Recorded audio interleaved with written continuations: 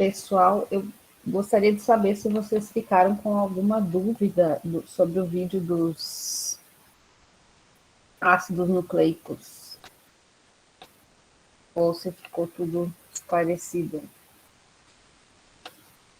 E assim como o conteúdo de agora, né, que nós vamos ver, que são os aminoácidos, se vocês ficarem com alguma dúvida, podem me interromper durante a apresentação para perguntar, ou no final dela, tá?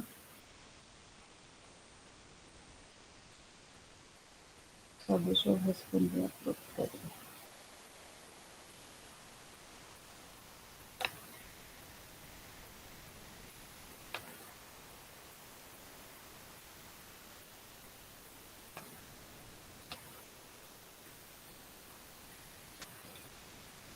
Vamos lá, então.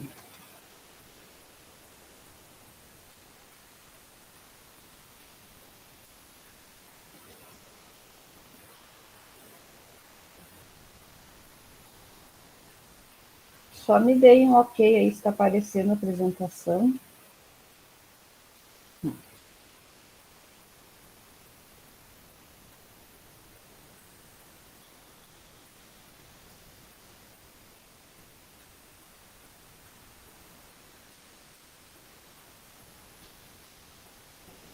Tudo certo aí com a apresentação, gente? Sim, profe. Ok, muito obrigada. Então, vamos lá. Aminoácidos, né? O próprio nome já diz...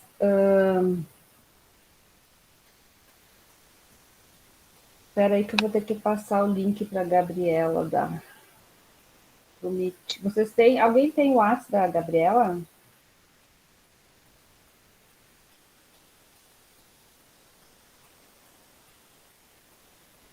Deixa eu só responder para ela que eu coloquei no mute.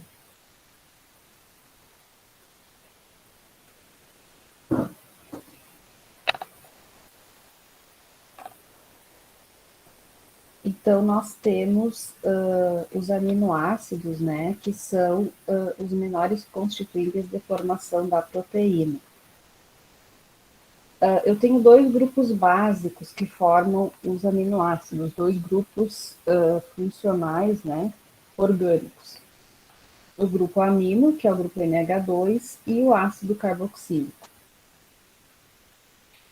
As proteínas, então, elas são as moléculas mais abundantes e funcionalmente diversas nos sistemas biológicos. Estão envolvidas em todos os processos vitais, desde a nossa formação, né, da nossa estrutura, por exemplo, de pele, de tecidos, dos órgãos, bem como aquelas que nos recobrem, como os cabelos, as unhas, né? Tudo isso, então, é formado, né, por proteínas. Quais são as funções, então, dessas proteínas? Elas têm função enzimática, função de sustentação, de transporte, de defesa, de comunicação, do meio extra e meio intracelular, ou seja, formam, né, várias organelas dentro da célula. E aí nós temos o que? Os aminoácidos, que são a menor parte, né? Depois, a união dos aminoácidos forma os peptídeos, que são moléculas intermediárias, para finalmente, então, formar as proteínas. Então, agora nós vamos ver qual é o conceito dos aminoácidos. Eles apresentam isomeria, quais são os aminoácidos presentes nas proteínas e a classificação deles, como que eles são classificados. Então, são as unidades fundamentais, né, da proteína, apresenta um grupo carboxílico e um grupo amino. E a fórmula geral, então, dos aminoácidos é essa aqui. Nós temos um carbono central, temos o grupo ácido carboxílico, o grupo amino, temos o hidrogênio na molécula do aminoácido e o radical R, né? O radical R, que é o que muda de um aminoácido para o outro. Nós temos no total 20 aminoácidos, tá? Então, eles se diferem entre si pela cadeia lateral ou radical R. Então, o grupo carboxila, o amino, o hidrogênio e o radical R, né? E esse carbono aqui é chamado de carbono alfa, ou também pode ser chamado de carbono anomérico. Por quê? Porque ele tem os 4 ligantes dele são moléculas diferentes, tá? Então, sempre que um carbono, né, ele está ligado a 4 ligantes diferentes, ele é chamado de carbono alfa, ou carbono anomérico. Aqui, então, nós temos a lista já dos aminoácidos, né? As abreviaturas que são usadas, que pode ser de 3 letras ou de uma letra só. Desses 20 aminoácidos, né? As ligações entre eles, as combinações entre eles, né? Que formam todas as proteínas. O que vai mudar de uma proteína para outra, por exemplo, de origem vegetal ou de origem animal, são o que? A sequência, né? A quantidade e a sequência dos aminoácidos. Então, eles são representados, né, por essas bolinhas com as letras, né? E a gente pode ter até 2,4 vezes 10 na 18 moléculas diferentes a partir das combinações desses 20 aminoácidos.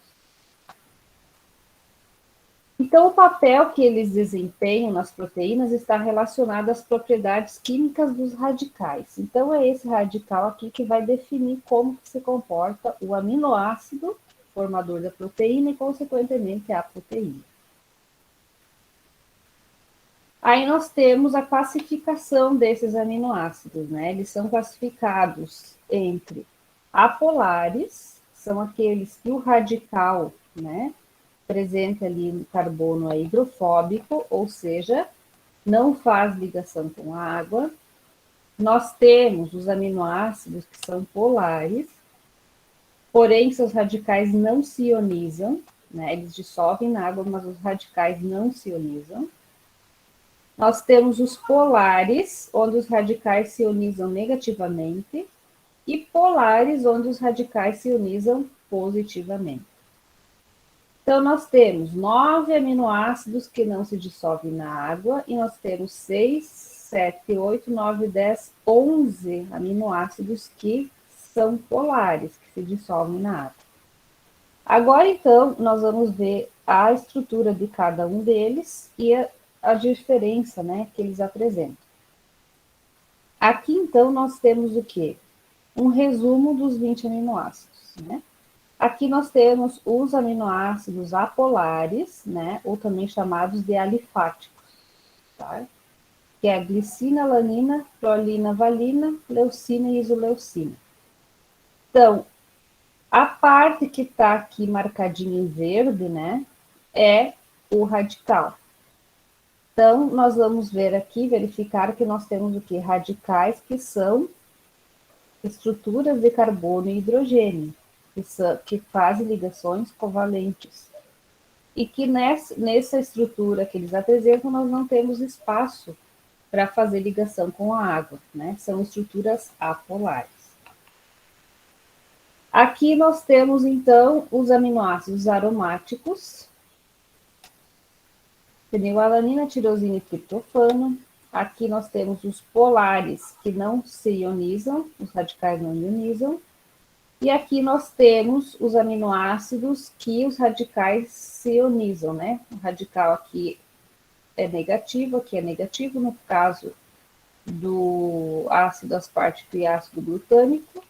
E no caso aqui da arginina, lisina e histidina, o radical, ele é positivo.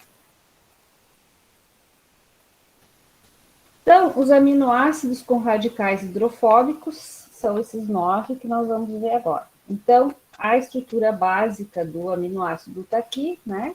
É o carbono, o ácido carboxílico, o grupo amino, o hidrogênio e o radical. No caso da alanina, é um grupo CH3. Sempre lembrando que esse carbono aqui está ligado aos outros, a 3 hidrogênios. E a ligação covalente carbono-hidrogênio é muito forte, então não tenho como liberar esse hidrogênio daqui para fazer ligação com a água. Por isso que trata-se de uma estrutura apolar. A glicina, que é o aminoácido mais simples, e nesse caso aqui, nesse caso específico da glicina, o carbono não é carbono alfa, né? Porque aqui ele tem 2 hidrogênios. Então, também a ligação carbono-hidrogênio é muito forte, é uma ligação covalente, e não se consegue liberar esse hidrogênio para ligar com a água, portanto, a glicina também é apolar. A valina também tem uma cadeia carbônica como radical e não consegue, então, fazer ligação com a água. A leucina, a mesma coisa. Quanto maior a cadeia carbônica, mais átomos de carbono existirem no radical, mais apolar é a substância. A isoleucina, a fenilalanina, triptofano, a metionina e a prolina, né? São todos os aminoácidos, então, apolares. Agora, então, os aminoácidos que têm radical polar, mas que esse radical não se ioniza. São 6 aminoácidos que apresentam essa conformação. Então, a serina, esse OH aqui presente no radical vai fazer ligação com a água, então é uma substância polar. No caso da treonina também, nós temos essa hidroxila aqui que faz a ligação com a molécula de água. A tirosina também, normalmente é uma hidroxila, né, que faz a ligação com a molécula de água. A cisteína, o caso aqui, então, é o grupo SH, né, esse hidrogênio que vai ligar com a água. A glutamina e a asparagina. Nesse caso aqui é o oxigênio, tá? Que faz a ligação com a água. Aminoácidos agora, então, carregados, né? Positiva ou negativamente. Então, os que se ionizam é o ácido glutâmico ou glutamato e o ácido aspartico ou aspartato. Então, o glutamato, ele tem essa estrutura aqui, né, do aminoácido, mais esse grupo CH2, porém tem o grupo ácido carboxílico. Quando ele é colocado em água, esse grupo aqui se ioniza e vai ficar COO-, né? Então, eu tenho aqui 2 moléculas que têm a carga negativa, né? Então, fica 2 negativo e 1 positivo. Aí, o glutamato tem carga total negativa, né? Por isso que ele é um aminoácido polar com carga, né? Negativa. Mesma coisa o aspartato, né? Aqui também ioniza, fica um negativo, então 2 negativos e 1 positivo. Fica com carga total, 1 negativo. Agora, então, os aminoácidos, né, com radicais ionizados carregados positivamente. Então, a lisina, histidina e arginina. Então, lá no radical vai ter o quê? Ao invés de ter 2 grupos carboxílicos, COH, vai ter 2 grupos amina, né? Então, a lisina, por exemplo, tem amina aqui e tem amina aqui. Essa aqui também é positiva. Então, tem 2 positivos e 1 negativo. Então, a carga total da lisina é 1 positivo. A histidina, a mesma coisa, né? Esse grupo aqui tem carga positiva. Então, 2 positivos e 1 negativo. E a arginina também, né? A arginina, até ela tem uma amina terciária aqui, né?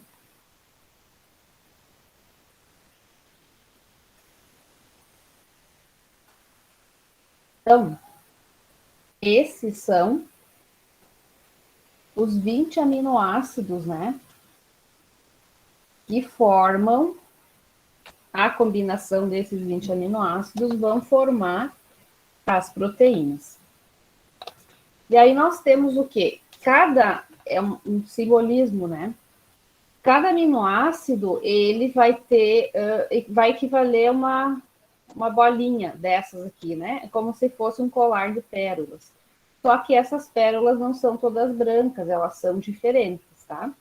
Então, cada uma tem um tamanho, tem uma cor característica, e nos seus radicais, né, vai ter o quê?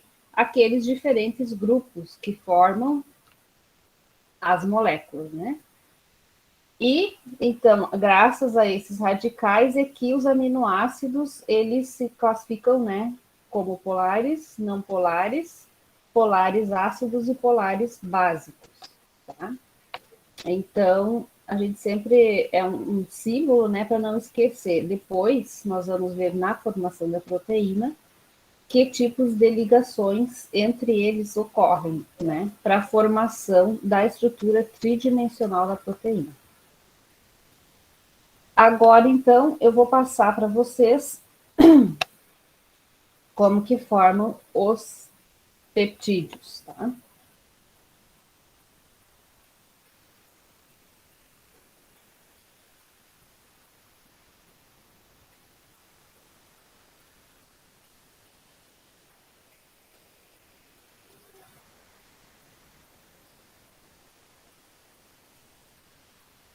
Os peptídeos, então, vão, né, ser originados pela ligação desses diferentes aminoácidos, né? Desses 20 diferentes aminoácidos. Então, ocorre uma ligação, né? Ocorre a formação de uma ligação peptídica. Nós vamos ver quem compõe os peptídeos, né? Como que eles são estruturados, a nomenclatura e alguns, né, dos peptídeos que têm maior importância biológica. Então, aqui nós vemos cada uma dessas bolinhas é um aminoácido diferente. Para formar uma ligação com outro aminoácido, eu formo o dipeptídeo. Com 3, tripeptídeo, tetrapeptídeo e assim por diante.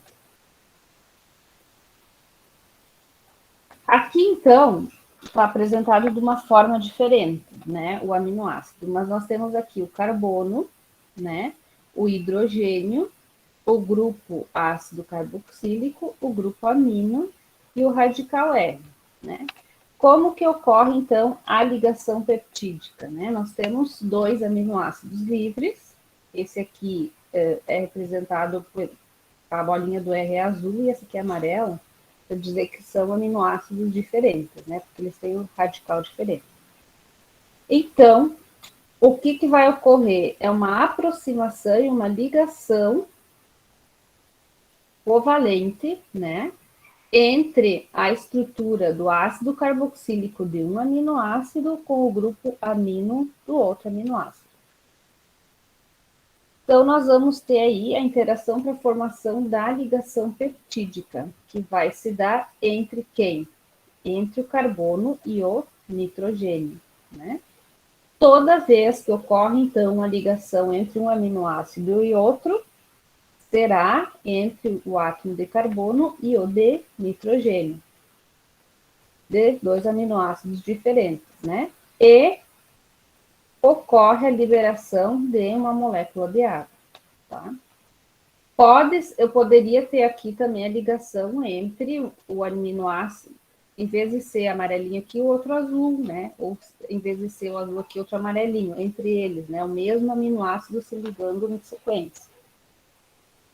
Sempre lembrar, então, que ocorre entre o carbono do grupo carboxílico de um aminoácido com o grupo amino do outro aminoácido. E libera, então, uma molécula de água. Aqui nós temos, então, a formação já de uma espinha dorsal de peptídeos, né? Formada pela união dos aminoácidos. E aqui está demonstrada, então, a ligação ó, entre carbono e nitrogênio, carbono e nitrogênio, carbono e nitrogênio, que é a ligação peptídica, né? Todo, então, peptídeo tem um grupo N terminal e um grupo ácido carboxílico terminal, que é chamado N-terminal, que tem um NH2 livre, ou C-terminal, que tem um CO livre, né, para fazer outras ligações. E aqui nós temos, então, cada quadradinho desses que está marcado aqui, nós temos o que? Um aminoácido, né, que está formando esse peptídeo. E cada um deles, então, tem um radical diferente, né, que é o que diferencia um aminoácido do outro. E esses radicais, então, são responsáveis, né, pelas propriedades dos peptídeos. Então, nós vamos ter peptídeos com diferentes funções, né, no nosso organismo. A nomenclatura deles não é uma coisa tão importante de vocês saberem, né? Mas normalmente vai aparecer o nome dos aminoácidos, tá? Terminando com o último, né? Que aparece. Então, em vez de alanina, glutamato, lisina, vai ser o quê? Alanil, glutamil, lisina. Então, vai a terminação il aqui atrás do aminoácido. O aspartame, por exemplo, né, é formado pelo ácido aspartico, que é um aminoácido, e a fenilalanina, é um dipeptídeo, né? Então, o aspartame é um adoçante muito utilizado, né, em produtos diet. Tá? Então, produtos que tenha aspartame na composição tem que ter um aviso para quem tem fenilcetonúria, tá? Porque os indivíduos que têm a doença fenilcetonúria têm alergia, né? A fenilalanina é um aminoácido tóxico para o organismo desses indivíduos. Então, por isso, tem que ter lá o aviso: fenilcetonúricos contém fenilalanina, né? Isso aqui, então, é um adoçante que é colocado em produtos diet. É um exemplo, né, de aminoácido, de peptídeo. E aí tem vários outros, né, que podem ser, que estão presentes aí no organismo e que vão sendo utilizados, né, pelo nosso metabolismo. Compreenderam até aqui, pessoal?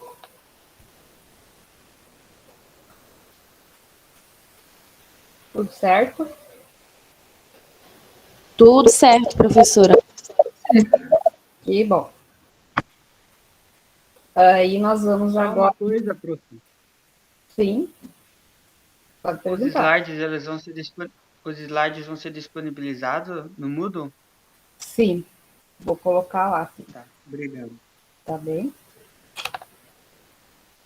Então, agora nós vamos ver finalmente como que forma essa tal da proteína, né? Nós já chegamos perto da formação proteica.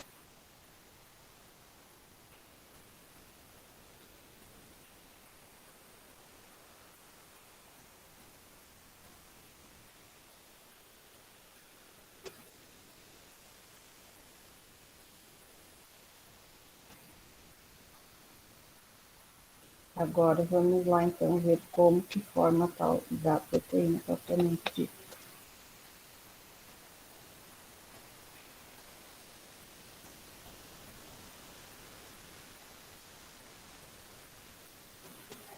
Então, a estrutura das proteínas, vocês vão ver que nós temos 4 níveis de estrutura, né, que tem que ser formadas para nós dizermos, ó, aqui está uma proteína. Temos, então, as estruturas primária, secundária, terciária e quaternária. A estrutura primária é o colar de pérolas que eu falei para vocês, né? É a sequência dos aminoácidos, através, então, da ligação peptídica, né? Então, é o nível de estrutura mais simples, a partir do qual todos os outros vão derivar. Então, eu tenho uma simulação aqui do que é um colar, né? Essas letrinhas que aparecem são os tipos de aminoácidos, né? Aquela abreviatura do nome. Quando eu coloco esses aminoácidos em solução, por exemplo, na água, e eu tenho aqui uma cadeia, uma sequência de aminoácidos polares nas extremidades e apolares, que são os amarelinhos no meio, eu vou ter o quê? Os aminoácidos polares vão ficar na parte externa fazendo a ligação com a água, né? E na parte interna, daí, fugindo da água, ficam os apolares. Assim como o outro, né? Eu tenho mais aqui os apolares na extremidade, eles vão também, né, se voltar para o lado de dentro da molécula. E quem então fica em solução aqui são os que fazem a ligação com a água. Já a estrutura secundária é a disposição espacial que adquire a espinha dorsal da cadeia polipeptídica. Na estrutura secundária, eu tenho dois tipos, né, de estrutura espacial que pode ser formada. Uma é a alfa-hélice, quando esses aminoácidos eles ficam enrolados, né, como aparece aqui, formando uma hélice, ou então como se fossem umas pregas, né?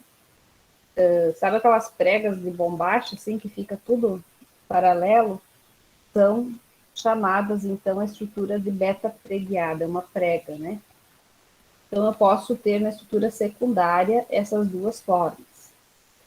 A alfa-hélice é mantida pelas ligações de hidrogênio, né, que se formam entre átomos e duas ligações peptídicas próximas. Então, eu vou ter o quê? Ligações de hidrogênio entre quem? O hidrogênio aqui do grupo amina com o oxigênio do ácido carboxílico, tá? Então, além daquela primeira ligação, que é a ligação peptídica, que ocorre entre o carbono de um aminoácido com o nitrogênio do outro aminoácido, nesse caso aqui eu já tenho o quê? Ligações de hidrogênio que vão ocorrer entre outros, né, elementos que formam um aminoácido. No caso aqui,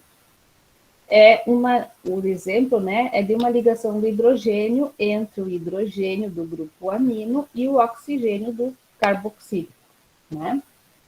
Então, é como se esses aminoácidos, eles fossem fazendo essa volta, né? E as ligações aqui entre eles, né? Entre eles, então, são ligações de hidrogênio que mantêm essa alfa-hélice. Tanto a alfa-hélice como a beta-preguiada. Só que a beta-preguiada daí, as ligações ocorrem nessa forma paralela, né?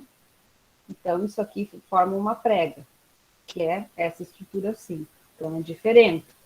E as ligações de hidrogênio ocorrem de modo perpendicular, né, à espinha dorsal. E aqui também está mostrando, então, o oxigênio do grupo carboxílico com o hidrogênio do grupo amino, né, tanto de um quanto de outro. E vai mantendo, então, o que mantém essa estrutura, então, são essas ligações de hidrogênio. A estrutura terciária resulta de dobras na estrutura da proteína provocada pela ligação química, né, entre os radicais dos aminoácidos.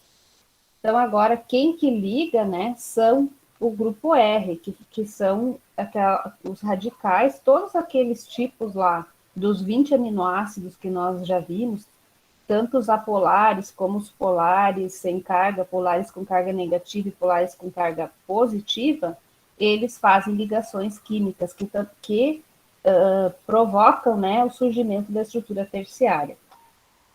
Aqui nós temos, então, os exemplos. Nós podemos ter ligação iônica entre um positivo e negativo. Nós podemos ter a formação de pontes de sulfeto, que são quando dois enxofres estão ligados covalentemente. Essas pontes de sulfeto, elas vão ser originadas dos aminoácidos cistina e cisteína. Tá? Nós vamos ter pontes de hidrogênio também, e nós vamos ter interações apolares. E daí é entre radicais de aminoácidos apolares.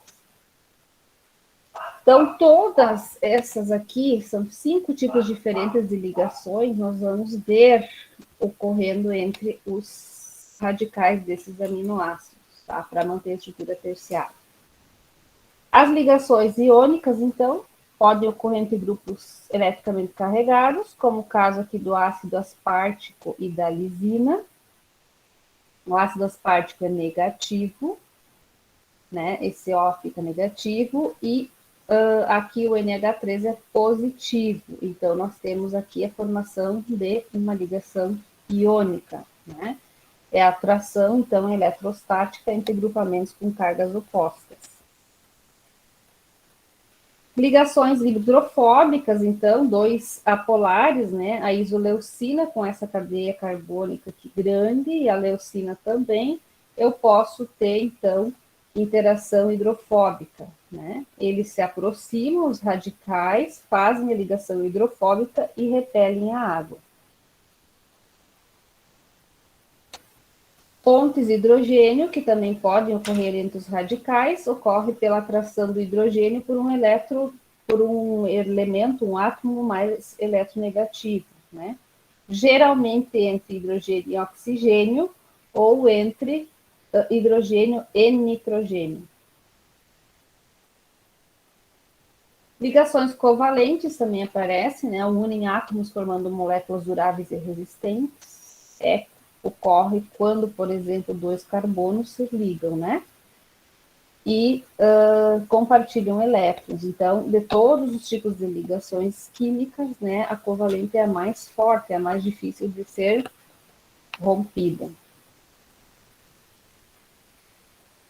Então, aqui nós temos a aproximação, né, da molécula, formando, né, essa ligação que aparece ali. Ligação também covalente que está na estrutura terciária é a ponte de sulfeto, né? A ponte de sulfeto, formada, então, pelo aminoácido, a ligação do aminoácido cistina com o aminoácido cisteína. Tanto a cisteína quanto a cistina possuem enxofre no seu radical. E aí, o hidrogênio que estava ligado a esse enxofre se liga com a água e se forma a ligação ponte de sulfeto entre esses 2 aminoácidos, tá? Essa ligação também é covalente e também é bastante forte, né? Difícil de ser rompida. Forças de Van der Waals são forças chamadas também de polo, né, que ocorrem e são rompidas. Então, elas são bem específicas e fracas, tá? Isso pode ocorrer, né, mas não é o que vai realmente manter a estrutura terciária. O que mantém a estrutura terciária são as outras ligações químicas que nós já vimos. Então, nós vimos os 3 tipos de estruturas. A primária, que é a ligação entre os aminoácidos, né, que ocorre pela ligação peptídica. A ligação peptídica entre carbono de um aminoácido e nitrogênio do outro aminoácido, liberando sempre uma molécula de água. A estrutura secundária, então, ocorre entre ligações de hidrogênio dos aminoácidos, formando ou a estrutura alfa-hélice, né, ou a estrutura beta preguiada. A estrutura terciária, então, é a ligação dos radicais dos aminoácidos, né, que vai ocorrer, pode ser ligação iônica, ligação covalente, ligação apolar, né? E ponte de sulfeto, que vão manter a estrutura terciária. E a estrutura quaternária, que é a última, né, que é a que realmente forma a proteína, refere-se ao modo pelo qual 2 ou mais cadeias polipeptídicas interagem.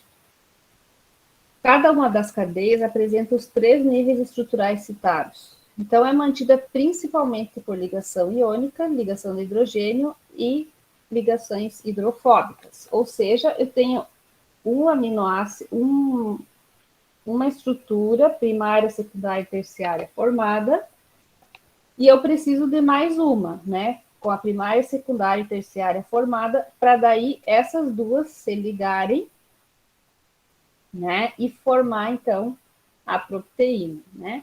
Então, aqui o exemplo, eu tenho o polipeptídeo A, que forma a primária, secundária e terciária, e o polipeptídeo B, também tem essas três estruturas. Então, a proteína é o quê? A ligação entre essas duas fitas aqui, ó, né? Que forma, então, a proteína propriamente dita. Tá? E isso uma proteína dimérica, né? Se eu tiver 3, 4, 5, 6, 7 polipeptídeos, né, interligados aí, eu vou ter a proteína, quanto mais polipeptídeos, maior ela é, né? E aqui, então, é um resuminho, né? Estrutura primária, estrutura secundária, estrutura terciária e a estrutura quaternária, que é a formação da proteína, né? Essa, então, é a estrutura final.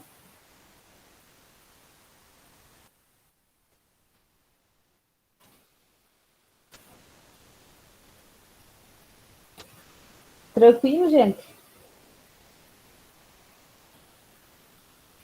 E agora, então, nós vamos ver, né, quais são as finalidades dessas estruturas todas, tá? Para que serve, né? Quais são as funções dessas proteínas?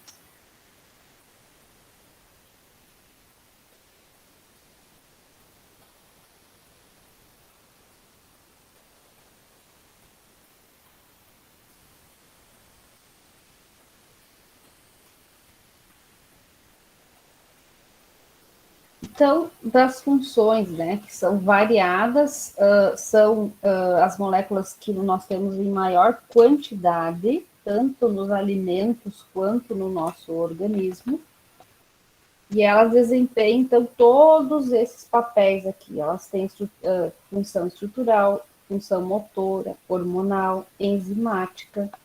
As proteínas são anticorpos, elas servem para transportar, né, transportar moléculas para dentro das células. Elas também são a nossa forma de reserva. Nós temos nucleoproteínas, que formam o núcleo da célula, nós temos proteínas que formam a membrana celular. A maioria dos vírus aí é formado por proteína, né? As bactérias também. Então, nós temos elas em todos os locais. Então, as estruturais são proteínas de sustentação dos tecidos, né? Conjuntiva muscular, da pele, dos cabelos e das unhas. Todo mundo sabe disso já, né? Que nós temos o colágeno da pele, elastina, a queratina das unhas, né? Do cabelo. Então, são proteínas estruturais, né? Que formam a nossa estrutura. E são proteínas chamadas, classificadas como proteínas tubulares.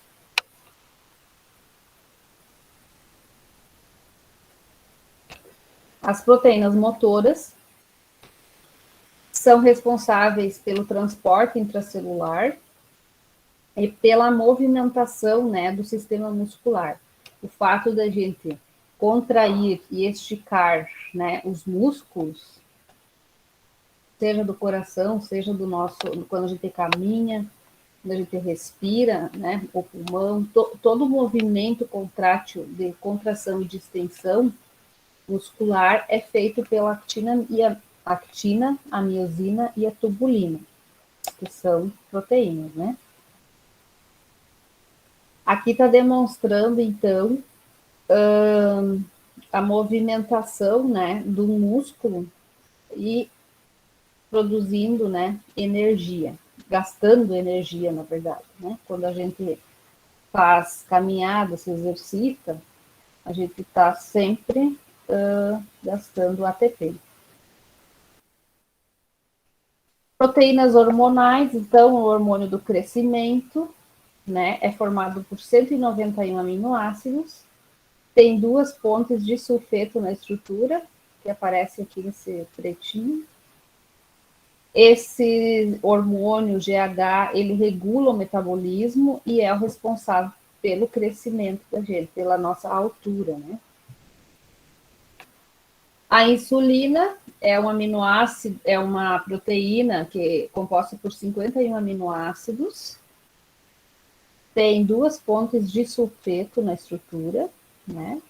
E é um dos principais hormônios que regulam o metabolismo, né? Porque a insulina, ela retira, né, a glicose do sangue e leva para os tecidos, para os órgãos, né, utilizar. Então, quando não se tem a insulina, não, o pâncreas não produz a insulina na quantidade necessária, começa a pessoa a apresentar problema de diabetes, né? Porque acaba ficando glicose em altas concentrações no sangue.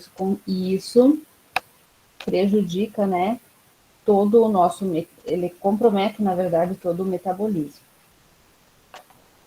Nós temos também proteínas que são enzimas, e enzimas são catalisadores biológicos, então vão atuar sempre sob um substrato, né? E esse substrato, então, vai ser quebrado, né? E formado novos produtos. Sempre essa reação enzimática ocorre dessa forma, né? A enzima encontra o substrato, quebra ele e forma novos produtos. Nós temos em várias etapas do metabolismo, né, a atuação de enzimas, né? Por exemplo, enzimas que quebram proteína, enzimas que quebram glicose, enzimas que quebram gordura, os lipídios, né? E elas estão em todo o nosso sistema digestivo. Tá? Quando nós nos alimentamos, por exemplo, a primeira enzima, o primeiro grupo de enzimas que atua na digestão do alimento são as amilases, né? As amilases quebram o amido em glicose. E isso já começa a ocorrer na nossa saliva. Então, a nossa saliva, ela tem as enzimas amilases, né? Que vão quebrar o amido já ali na boca, né? Por isso a importância da mastigação, né? Lenta e várias vezes antes da gente engolir o alimento, tá? É devido, então, à possibilitação já das amilases ali mesmo. Nosso sistema imune, né? Nossa defesa é formada, então, por proteínas, né? Então, nós temos os linfócitos, né? Os linfócitos T, linfócitos B, né? São todos soldadinhos, né? Que a gente chama soldados de defesa do nosso organismo contra bactérias, contra vírus, contra protozoários, contra tudo que vem do meio externo, né? Anticorpos, então, têm essa função de defesa, são os anticorpos e chamados também de imunoglobulinas, né? Então, nós temos o que? A defesa, né? Normalmente é feita com uma parte aí da proteína, né? Do anticorpo que combate o vírus, né? E não deixa a gente adoecer, então. A gente tem a imunoglobulina A, imunoglobulina D, imunoglobulina E, imunoglobulina G, que é o nosso principal anticorpo circulante, né? E o IgM, primeiro anticorpo expresso em cada célula. Então, isso aqui que é medido também, né? Quando a gente, quem já teve o Covid, né? A gente vai ter essa imunoglobulina G em uma quantidade aumentada, né? Depois de ter tido contato com o vírus. Proteínas de transporte, então, são aquelas que fazem o transporte de moléculas específicas no sangue. Então, aqui tem a albumina e a hemoglobina. A hemoglobina, então, que transporta o ferro, né? As proteínas de reserva, elas vão daí fornecer aminoácidos necessários para a nutrição animal, como, por exemplo, a caseína, que é originária do leite, quando a gente come queijo, por exemplo, nós estamos comendo uma grande quantidade de caseína, ovoalbumina na clara do ovo, né? Então, se precisa, por isso que os atletas, né, consomem tanto ovo, né, a clara do ovo e também queijo, né, para ter reserva que vai ser utilizada, né, durante a atividade física.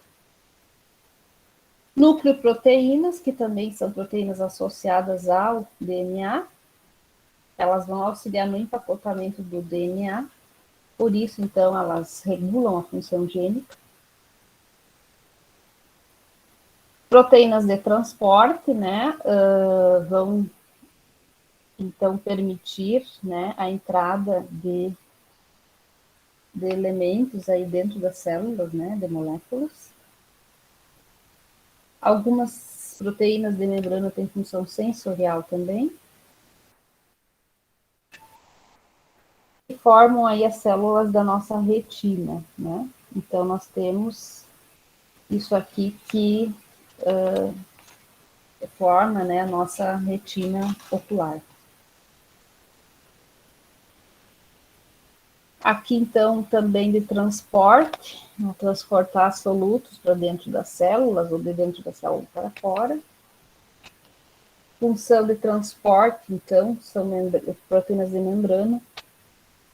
Tem todas essas aí, então, que vão, né, fazer a distribuição da glicose para os diferentes tecidos, né? E aqui, então, um detalhe que é em relação à principal delas, que é a insulina, né? Então, aqui é a glicose do sangue, né?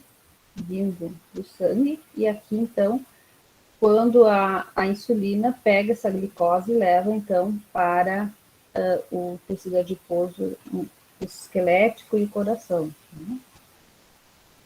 Então, se eu não tiver aqui, ó, essa insulina trabalhando e capturando essa glicose, a glicose vai ficar em excesso no sangue. Então, até aqui, nós vimos o quê? A estrutura dos aminoácidos, a estrutura dos peptídeos, as 4 estruturas da proteína e as funções, né? Quais são as funções proteicas, onde tem proteína, delas aparecem e por que elas são importantes.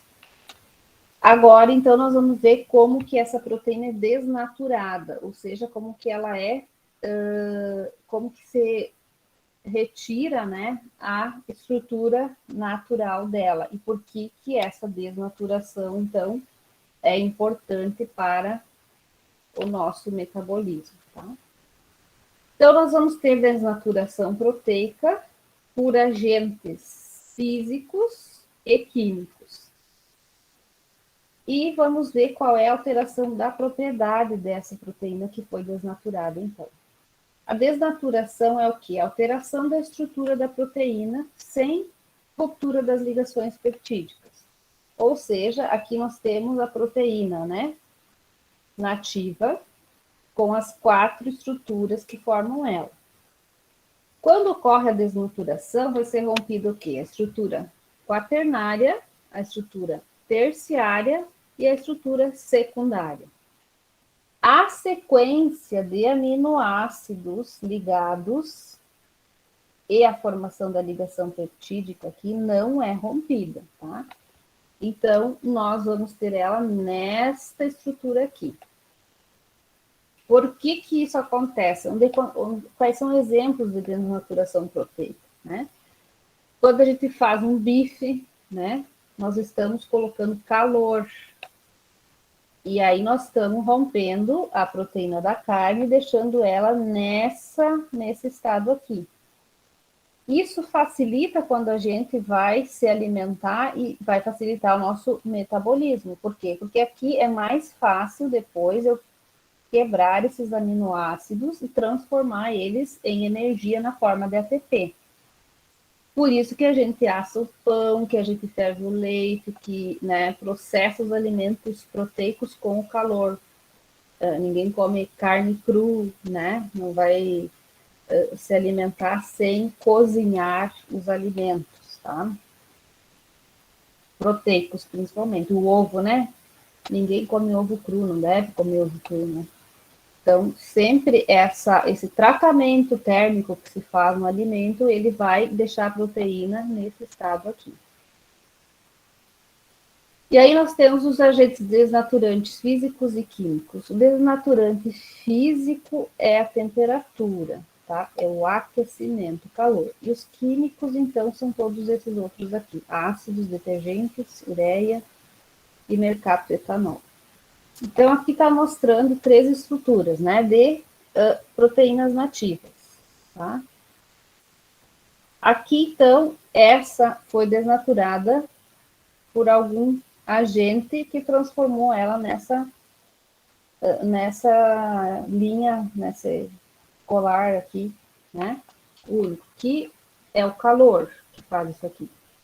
Aqui nós temos o detergente agindo, né? O detergente vai fazer o quê? A molécula do detergente tem radicais hidrofóbicos, tá? Esses radicais hidrofóbicos se ligam com os radicais hidrofóbicos dos aminoácidos, né?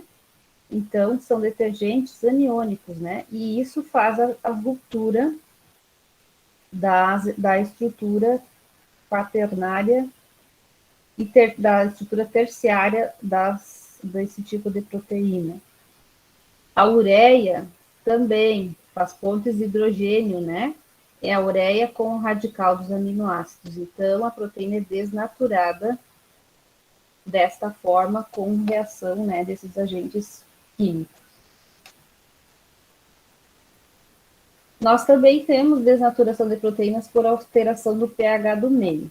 Por exemplo, se nós pegarmos o leite e adicionarmos o coalho, que é uma substância ácida, nós vamos ter coagulação das proteínas, ou seja, desnaturação, né? Vamos ter o leite coalhado daí. Então, aqui nós temos como que esse pH influencia, né, na desnaturação dessas proteínas. Então, num pH neutro, nós teremos o quê? A estrutura, né, da proteína formada aqui, continua formada. Sim? Alguém quer falar? Não? Não, prof. Oi. Tá bom. Então, aqui, a estrutura do grupo amino e o ácido carboxílico, né? O positivo, ele atrai, o negativo mantém a estrutura da proteína. E aqui, o meio é neutro, tá? Vocês vejam que tem alguns íons H+ aqui, né? Aí nós vamos fazer o quê? Vamos acidificar o meio, ou seja, nós vamos aumentar as bolinhas positivas, né? Que são os íons hidrogênio. O que acontece com a proteína?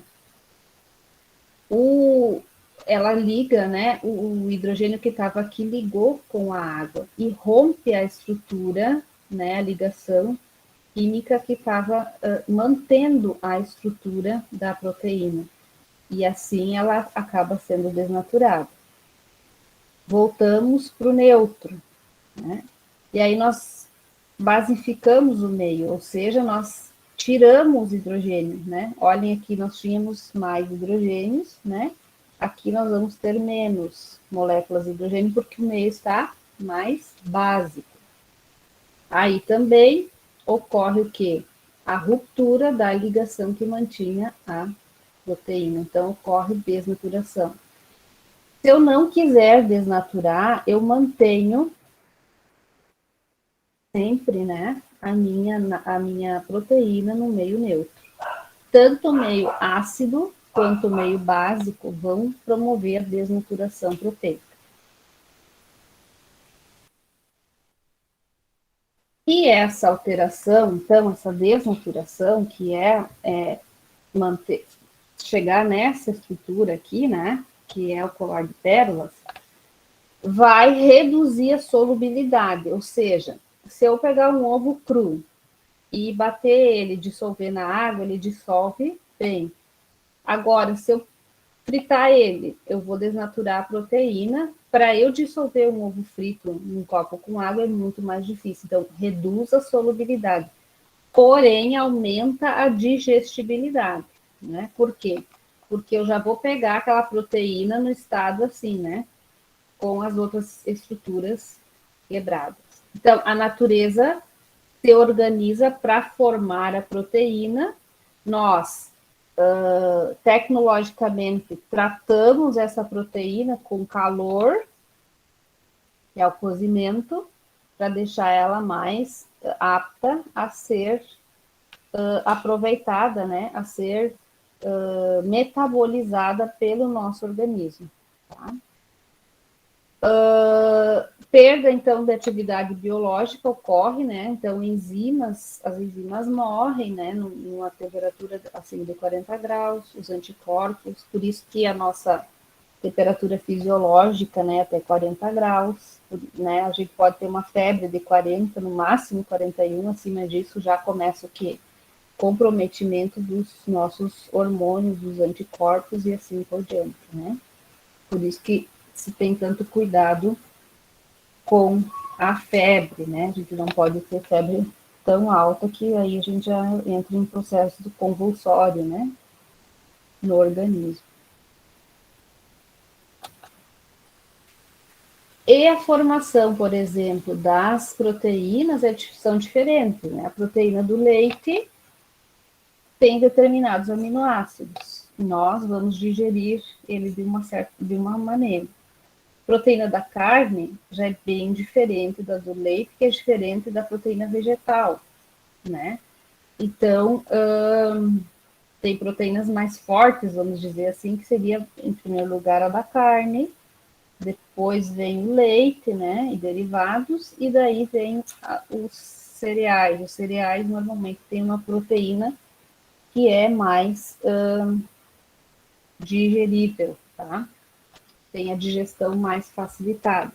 Isso a gente observa quando, por exemplo, nós comemos um churrasco, né, no domingo, nós levamos mais tempo para fazer a digestão, porque fizemos aí a ingestão de carne, né? Já outro tipo de ovo, por exemplo, é mais rápido, né? O processamento dele, a metabolização dele, formação da energia, né? Então, cada tipo de proteína, de material proteico, vai se comportar de uma forma diferente com relação à digestibilidade. Isso, o que vai definir, então, é que tipos de aminoácidos estão ali naquela estrutura, né, daquela proteína. Falei bastante hoje, né? Mas é isso aí, pessoal. Esse é o conteúdo, então, da parte proteica. Professora, Sim. desculpa me incomodar. Professora, aquele exercício eu mandei um e-mail para a senhora, eu não tinha entendido direito ali. É para hoje? Ele pode começar a fazer hoje, daí porque eu dei um prazo maior, porque eu acho, na minha organização, a nossa aula teria sido semana passada. E aí eu já tinha lançado o questionário, né? Sim, porque no cronograma estava para o dia 30. Então daí eu me enganei, tá? Mas daí então vocês assistam a aula lá dos nucleicos, quem não assistiu ainda, e daí tem tempo para fazer o questionário, dei mais tempo lá, acho que botei até. Deixa eu ver aqui. Até o dia 2. Não, tá. Não, era só que eu fiquei preocupado, professor, porque estava lá pro dia 25, e aí eu acessei lá e como assim? Tá no cronograma dia 30? Não, e daí eu. Ainda bem que outros alunos também me avisaram que eu fiz confusão isso aí. Até peço desculpa por. Professora, essa aula vai estar disponível lá no Drive? Sim, sim. E eu vou colocar os slides agora lá e vou colocar a gravação da aula também, tá? E vou colocar mais exercícios daí. Só que esses exercícios de agora eu vou colocar uma lista, tá? Para vocês fazerem. E aí, na próxima aula, se vocês tiverem alguma dúvida dos exercícios, a gente dá uma uma conversada, né? Uma corrigida nos exercícios aí. Será um exercício só de revisão, então, prof, para fixar o aprendizado? Isso aí, não precisa... Não precisa entregar? Não. Tá. Tá? Obrigado, professora. Desculpe o incômodo. Imagina. E aí, na próxima aula, nós já vamos ver as enzimas, daí que são proteínas, né? Vocês vão ver que as enzimas, elas fazem um papel muito importante no organismo e tem várias coisas, assim, reações que elas fazem e tal, e que são importantes, né? Que é bem interessante da gente estudar. Prof, eu fiquei com uma dúvida. Pode perguntar. Com relação a essas diferentes proteínas e essa diferença da metabolização delas. Tem alguma coisa que é melhor ou melhor elas serem processadas mais rápidos ou mais lentamente? Ou não interfere? Assim, ó, em termos de nutrição, é isso, né? Do nosso organismo. Isso, a metabolização delas. Tá. É melhor, é pior ser mais lento ou ser mais rápido? Então, aí assim, ó, todo o nosso metabolismo, ele é uma engrenagem, sabe? Como se fosse um trem que precisa tudo funcionar uma coisa em consequência da outra, né? E isso muda muito de um indivíduo para o outro. Tem pessoas que metabolizam mais rápido, né? Tem pessoas que o metabolismo é intermediário, tem pessoas que é mais lento, tá? E isso a gente, desde pequeno, né, já percebe. Aquela pessoa, né, que come, digamos, 300 gramas de comida e metaboliza aquilo rapidamente, ela não fica com reserva. E já tem outros, se for lento o metabolismo, ele vai reservar, é como se fosse um gatilho do metabolismo para guardar energia, como se fosse faltar para as atividades do corpo, entende? E isso varia de um indivíduo para o outro. Em termos dessas proteínas que eu falei para vocês hoje, o que a gente tem que fazer? O ideal é se alimentar, né, dos mais variados tipos, né, de origem proteica. Leite, os ovos, a carne, os cereais, né? O cereal que a gente mais ingere proteína é o trigo, né? Ter uma alimentação assim bem diversificada, tá? Com relação a processamento, tem que processar, né? Tem que aquecer, tem que cozinhar, tem que assar, tem que fritar, né? Tem que processar para você, então, já ingerir essa só estrutura aí primária dessas proteínas, tá? Então, o que vai realmente ser fator, vamos dizer assim, de definição, de agilidade, né, da metabolização é cada organismo. Por isso que cada pessoa é uma pessoa, né? Que a indicação de alguma coisa para um não funciona para o outro e assim por diante, né? Mas sempre diversificar ao máximo, né? Evitar ingerir tanta carne vermelha, né? Que é a proteína mais difícil, né? Digestão, não comer tanto, né?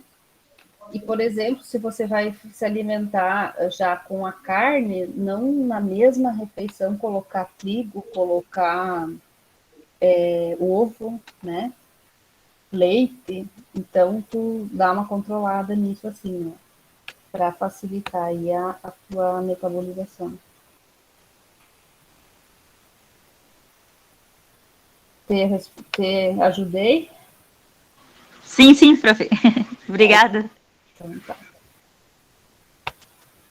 Certo, pessoal? Mais alguém quer perguntar alguma coisa? Eu sei que é bastante informação, são várias ligações químicas, são várias partes das moléculas, né? Então, é bem importante vocês revisarem isso, assistir a aula de novo, né? Para irem gravando, tá? os slides também ajudam vocês a poder estudar, né? Certo, então, gente? Obrigado pela presença. Tenham um bom resto aí de semana. E até semana que vem, então. Obrigado, igualmente, professora. Obrigada. Professor. Boa noite. Boa noite.